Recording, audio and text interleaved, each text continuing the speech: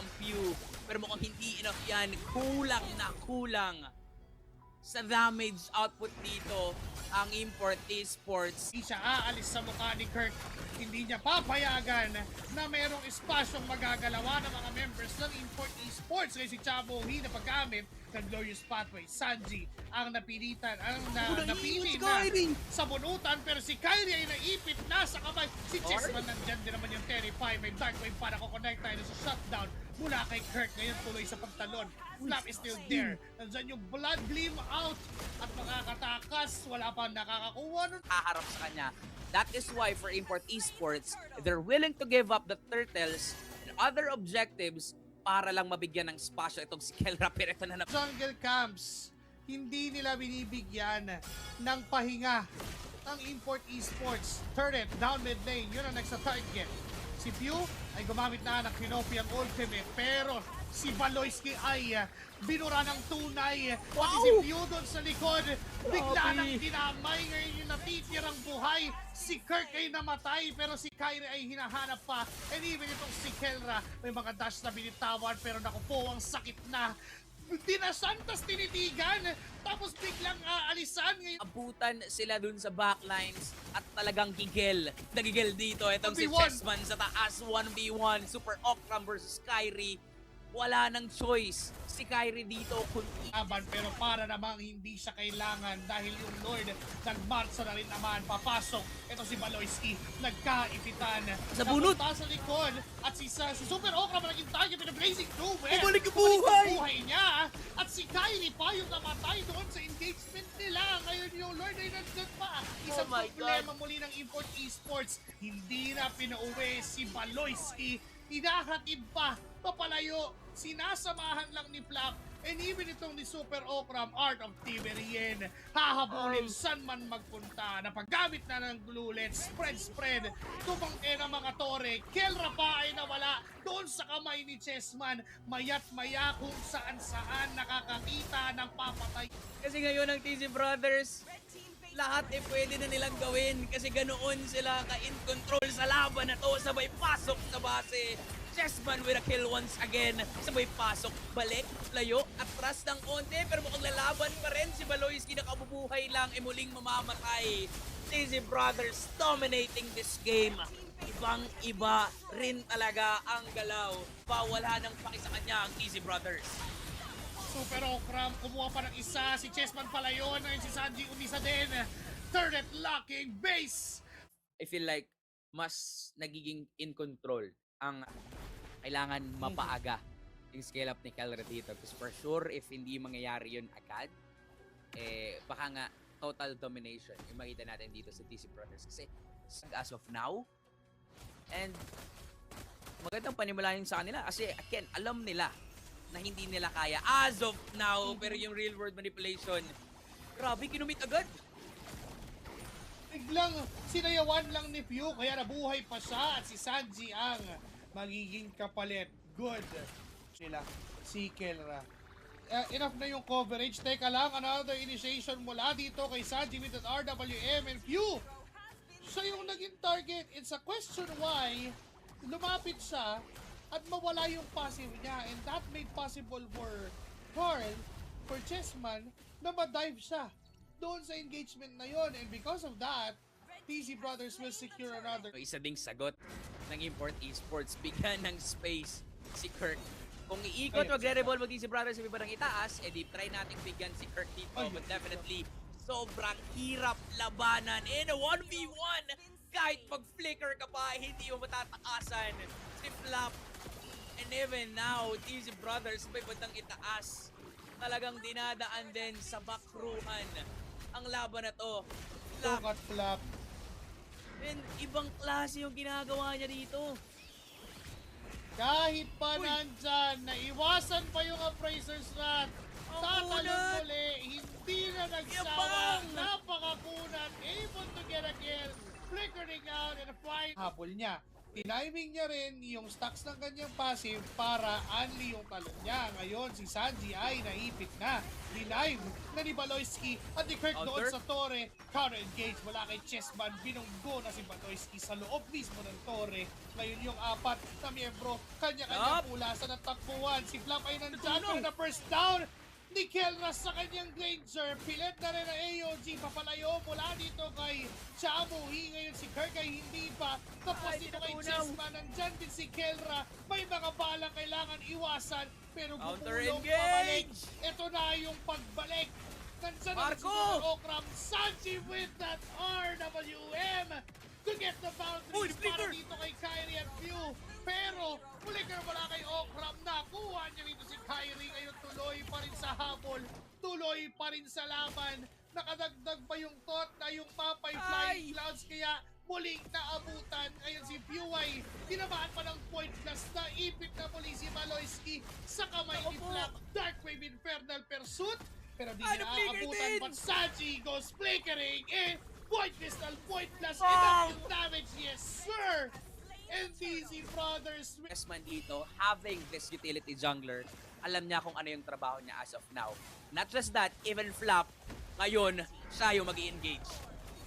Papasok na naman doon sa likuran. RWM ay nagamit na rin naman. Spread Hinahabol. mula kay Baloyski. Ay nandyan naman ang nagamit na rin. Pero si Sanji doon sa likod hinahabol nila kay Delegado yata, nakauwi si Kelra. Pero si Kirk, mukhang aabutan si Kirk. Napilitan siya gumamit ng ulti. Hahabulin ng tatlong miyembro. Wala siyang choice Aray ko! kundi Aray tumakbo. ko! At napakasakit talaga ni Super Okram Esports dito. Pero nung nakitang wala, rekta focus sa goal. Ngayon ay kailangan pang umuwi ni Kurt para mag-clear ng mga minion waves. Spirit the Phoenix nagamit. RWM Lord. din. Si Kyrie ay hindi na pinapalapit. Grabe! Namatay sa kamay ni Chamuhi. Hawak Grabe! na ng TC Brothers yung Lord. Si Flap Ay! ay tuloy lang. Sige talon. Kung talon sa likod ng punteriya. Ay! Ngayon merong naiwan Uy, doon namatay si sa Okram. likod. Kaso naparil si Super Okram na Flap! kuha nila at Flap! tinamaan. Pero Flap will save the day for TC Brothers G. na ang tatapos ng mission. Ngayon si Sanji Uy! ay tuloy pa rin sa pulutan siya ni Maloyski. Oh my God! Pero napasama pa at namatay si Pew sa pagkakataon na yon. Ngayon wala pa na frontline. Sanji ang Si the Baloy yung villain of it nakita! all. Pinitawan yung Lord. Biglang lumiko ng target. Biglang hero na lang daw. Ngayon si Baloyski ay nakakapit. Si Chamo, si Chessman ang kanyang nasa Ako po, punutan. patay. Pero wala nang Flap dun sa likod! First down siya ng Super Okra. Flap sa likod. Unat! Tumalo na naman. Double kill for Super Okra. Ay, Ngayon, maubos! si Pew ay nawala na rin. Si Chessman Uy, pagulong-gulong wow, lang. Kelra! Kahit pa sa loob ng base. Ayun Si lang! Kelra may mga bala pero not enough yung damage. Ay! Si Kirk na lang ang mag-isa na dumidepensa. Immortality pop for Super Okra. Di na natin kailangan pang mag-lord. May minions na paparating sa itaas. May minions din silang bit-bit. Oh And my God. TC Brothers will get a kill. And it's 1 point away for being ni Chamuhi, ni JP.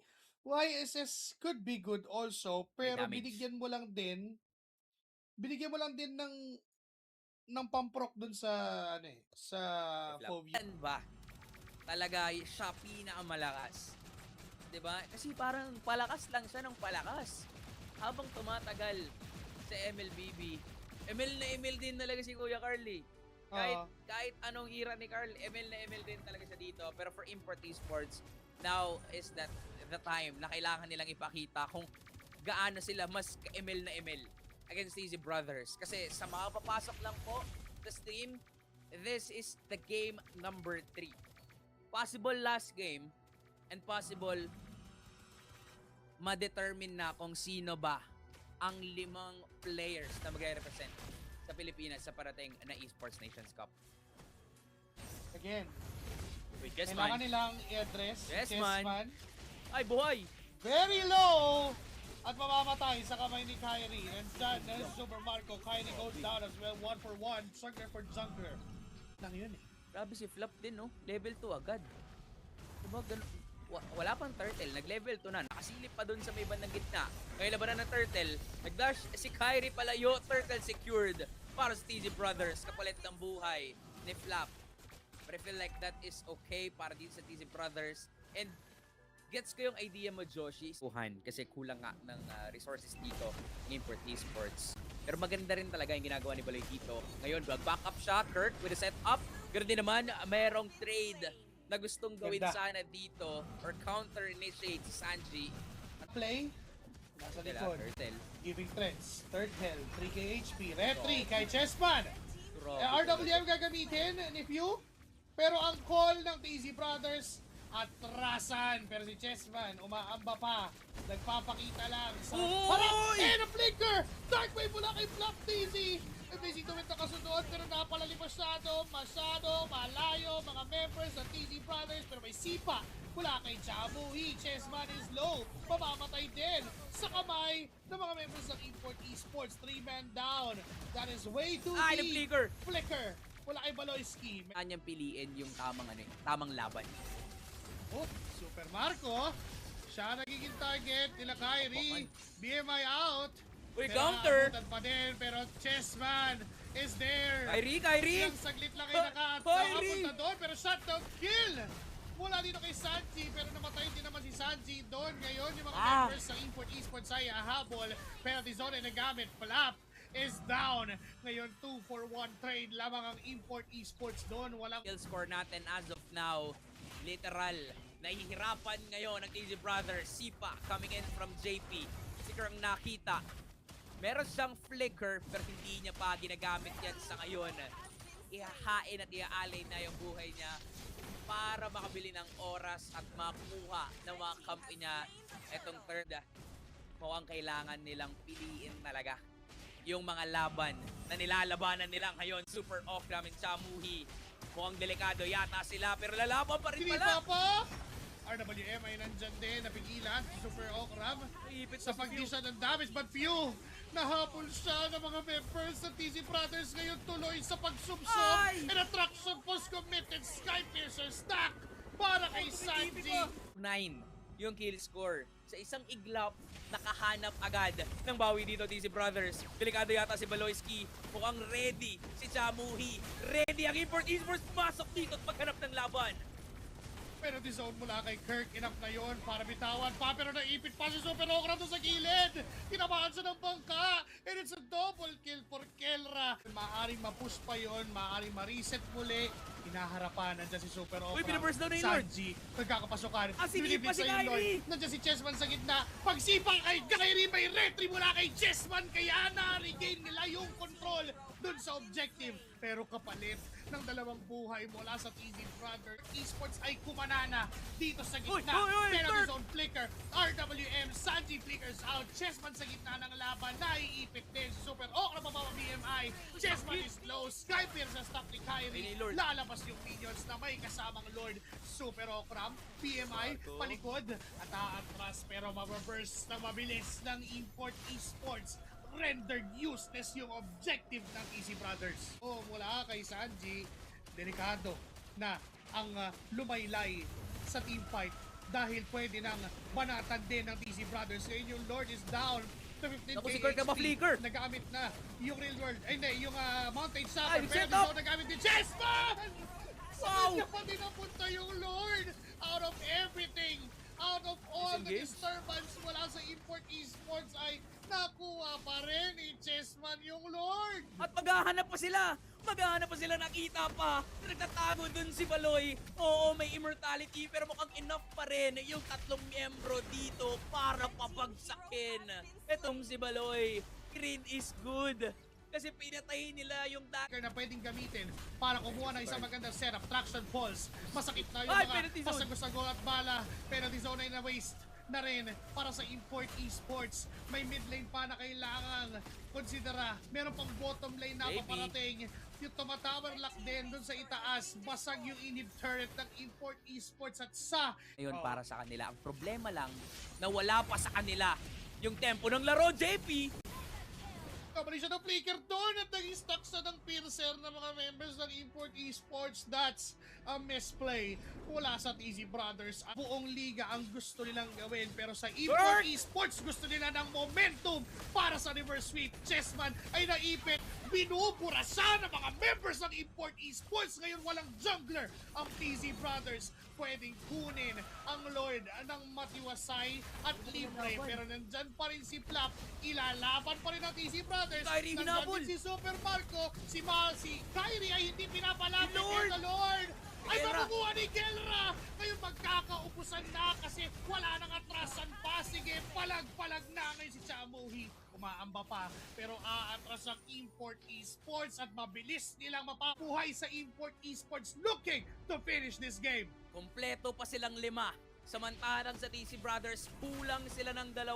At ngayon, makakadepensa pa rin naman yata. Tinatry ni JP kunin ang atensyon. Kyrie, ginamit na ang barko. Sumisilip dito pero buhay na si Carl TZ. Mukhang madedepensahan pa rin naman ng TZ Brothers at hindi pa rin makakaisa, hindi pa rin endable para sa Import Esports ang larong ito. Pero yung pestuhan, si Baloy at si Kyrie ay nakita dun sa likuran. Hinahabol na ni Chessman, gumulong na siya. Si Baloy na lang daw. Wag na si Kyrie, si Baloy na lang daw. Immortality Pop. Wala na siyang immortality ngayon. Malapasipa mula kay Chamuhi. Pero sa mula kay Kirk. Makakatakas naman si Sanji. RWMC Flapit ang ipit sa gitna. Mamamatay din. Mamamatay ng immortality. Ngayon makakasurvive ba? No sir, Super Marco. Pinapintercom. Blazing Doom. May immortality pa yan. Mapapop na rin naman. Hindi na siya mapakawalan. Ngayon siya naman ang target ng mga members. And isang bala ng palason. Tumama. Kelra is down as well. Sanji ngayon ang hinahabol ni Kirk. And even if you na magamit ng flicker, may mga minions sa gitna na kailangan depensahan. Kasi dalawa, 3 na lang sila. Si Chessman, di ba pinapauwi yan? Tinamaan pa ng parko. May immortality pa naman. Si Chamuhi ang intercom. Nagkasabay. Nakuha pa rin. Napatay pa rin si Carl TZ. Sanji and Chamuhi alone to defend. Even si Sanji ay mamamatay sa kamay ng dalawang miyembro ngayon. Si Daddy JP na lang ang mag-isang dedepensa. Si Kyrie ang kaharap. May minions na kasama. Oh, wow. Biglang pinaalis. Wow. Inalis yung mga Wow. minions. Dinala doon sa torre. Wow. And what a wonderful play. Wala kay Daddy JP. Nalista na naman sa kasalanan ni JP ang madedepensahan niyang base ng TZ Brothers. At ito yung sinasabi natin na kahit sino sa mga to ang mag-represent sa Pilipinas, alam mo talagang we are in good hands. Mga outplays after outplays ang nakikita natin. Buy and sell after buy and sell. Winter crowns after winter crowns. Pero ngayon, literal na Import Esports has the upper hand. Makukuha nila yung... Rehas nilang ayaw ibigay yung panalo sa bawat isa. Ngayon, dedepensa ang TZ Brothers. Wala Uy, pa uy, namang uy, uy! ginagawang Kirk! Bomar WM na sakto. Okra Magad ang nawala with Kirk for the penalty zone. Ngayon yung 3 tangke ang natitira. But Black with a massive dark wave. Kaso hindi niya na mapipigilan pa. At ngayon itatala ng Import Esports ang kauna-unahang talo ng TZ Brothers. Pwede ba tayong- Warning. Pwede ba tayong manood na lang din? Ayun nga Kasabay, eh. diba? Kasi ako, I did not expect that Marcel pick. Lahat ng kalahok na nakikita natin dito, ML na ML.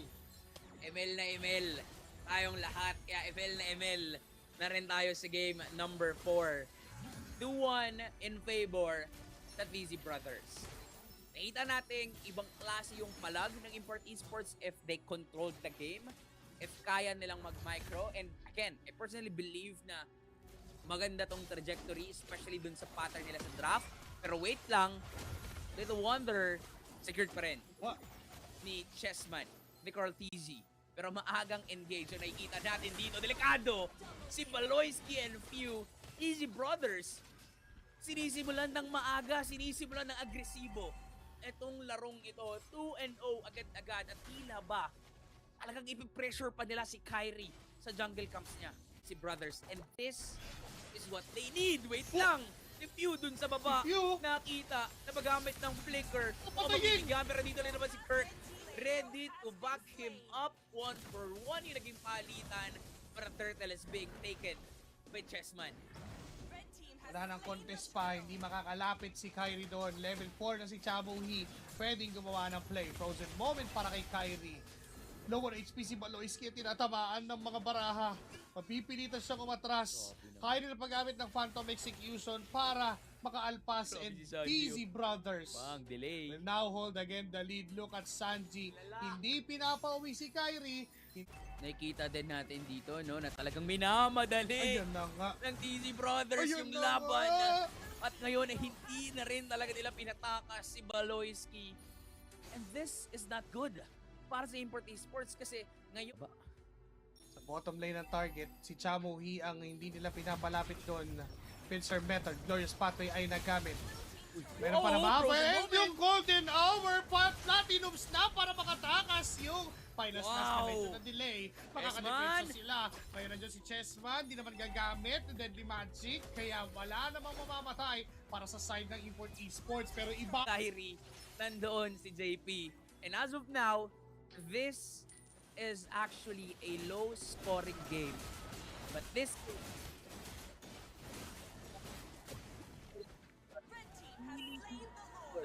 by the TZ Brothers. Literal na nahihirapan gumalaw ang Easy Brothers, a very hard-fought game. Tapos bibigyan mo kami ng ganitong game, TZ Brothers, ng Uhi. fully reset na nakokontrol yung uli na hindi kayo nakakagawa ng kahit anong mali dito sa game na to. Almost perfect.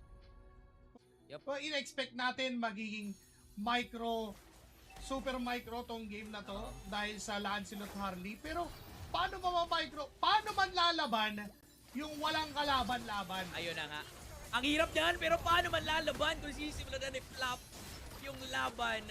Pero Flicker ay nagamit lang para lang din makalayo at makatakas. Depensa ang pay-rally dito ng Import Esports.